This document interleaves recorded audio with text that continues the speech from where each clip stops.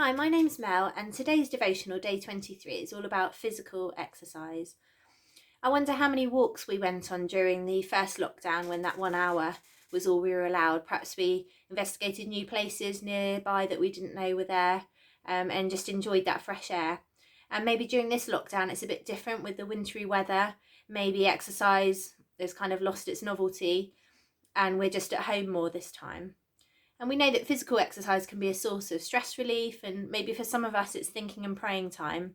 And it can benefit our mood and attention at a time where life is very different and unknown at the moment. For me, until 2020, I avoided strenuous exercise at all costs. Apart from walking the dog, I always found an excuse not to do it, thinking that I didn't have the stamina for it, or exercise just wasn't for me. And during that first lockdown, I made a point of doing lots of the Joe Wicks exercise routines. And this was a turning point for me because I realised that I just hadn't allowed my body to build up that stamina. And I hadn't focused on trying to improve my physical fitness. And during the summer, I then took up jogging as I didn't want to waste all that progress that I'd made. And I don't enjoy the running or the jogging. It's certainly out of my comfort zone, but I'm just choosing to look after that body that God's given me, and to make it more of a priority, that exercise. In 1 Kings 19, Elijah goes on a 40-day journey, and the author of the Wellbeing book suggests that maybe part of this journey was to be able to provide Elijah with physical and emotional benefits, something that we know that exercise can really help with.